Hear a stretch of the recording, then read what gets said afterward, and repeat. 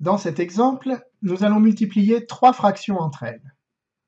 Ça ne change rien, c'est toujours le même principe, il suffit de multiplier les numérateurs entre eux et les dénominateurs entre eux.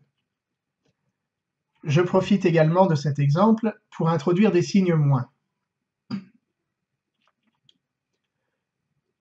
La première chose à faire pour trouver le résultat, c'est de trouver son signe. Quel va être le signe du résultat?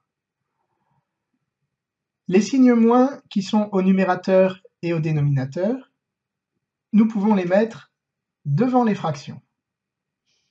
Je rappelle qu'un signe moins, on peut le mettre au numérateur, au dénominateur ou devant la fraction, ça ne change rien.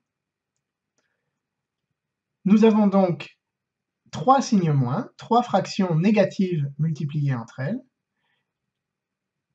Pour trouver le signe du résultat, nous utilisons la règle des signes. Moins par moins, ça fait plus. Donc, lorsque j'ai deux signes moins, ils s'annulent entre eux. Le résultat final sera donc négatif, il ne reste plus qu'un signe moins. Une fois que j'ai résolu le problème du signe, je peux passer aux multiplications. Je tire un grand trait de fraction et je regarde. 42 c'est 6 fois 7, 15 c'est 3 fois 5 et 7.